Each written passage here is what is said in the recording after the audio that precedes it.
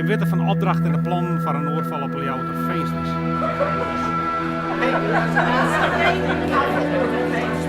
Waar nemen we mij en waar laten we zitten? Deze verantwoordelijkheid wil ik als commandant van de KP net alleen nog dragen.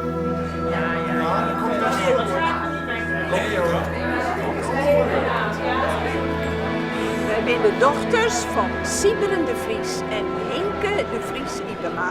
Want ze dingen het together.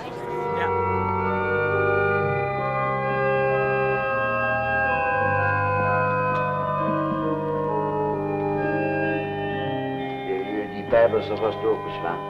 Matthäus 6 maar.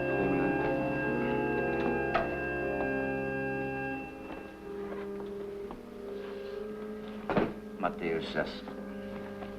We weten dus allemaal waarover het gaat. Zullen we beginnen? Zeg de Vries, wie geeft de uitleg als dat nodig mocht zijn? Zal ik dat doen? Nee, dat doe ik liever zelf. Us huid, die maai in de zin dat ze gewoon kerken rieën. En daar moest het zogenaamd. En us huid kon heel goed de Bijbel lezen. Ik als het jacht uitvoer, lees er gewoon terug. Dus dat weer een goede dekmantel. Stil! Wat is dat voor lawaai? Patrouille. Er is geen grotere liefde dan uw leven te geven voor uw vrienden. Gij allen zijt mijn vrienden wanneer gij doet wat ik u zeg.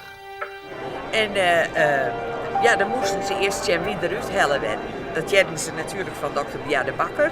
Die kwam ik een protte bij us.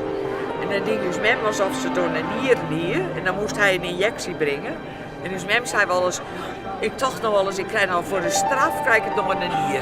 Ik zei nee, je krijgt nooit een nier, want dat heb je wel verzinnen. Nou? Ik ga er een lijst met namen van mensen die we eruit gaan wollen.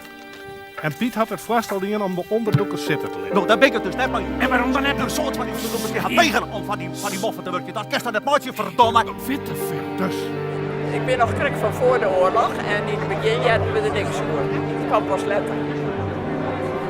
Dus langzaam maar zeker ontdekten we dat er onderdoekers weer geweest.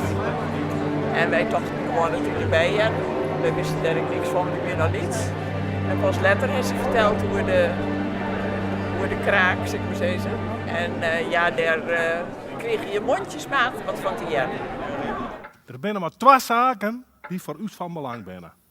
Waar van de politieke vezenen ben nou direct in levensgevaar. En het tweede punt is dat wij van zoveel mensen gauw net een onderdoekadres vinden kennen. Dus de onderdoekers gaan er net mee. Geef me nou gaat daar. Maar door die film kwam Bert Haanstra bij u thuis. En wij zijn Jetje Hoer aan de andere kant van de strafgevangenis.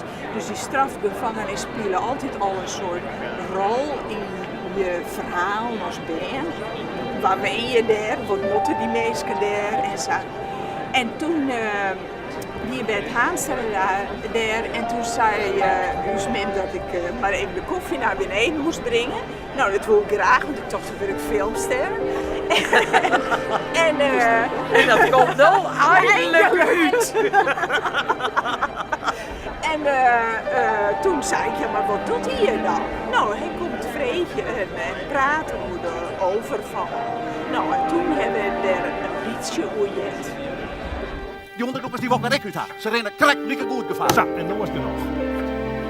We moeten mij elkaar stingen voor dit besluit. Maar hier stakers, verzet en weet je de onderdoekers gaan mij wat op. Ja, ik vind altijd dat wij heel makkelijk redeneren over hoe het hier mocht en hoe het hier kind en waar het net goede en waar het goede. Maar ik denk in die tijd, geen televisie, geen mobiele telefoon. Dus je betocht dat wat je dacht, dit moet ik van. En dat hier altijd heel dicht te maken met de menselijke waarden van het bestaan.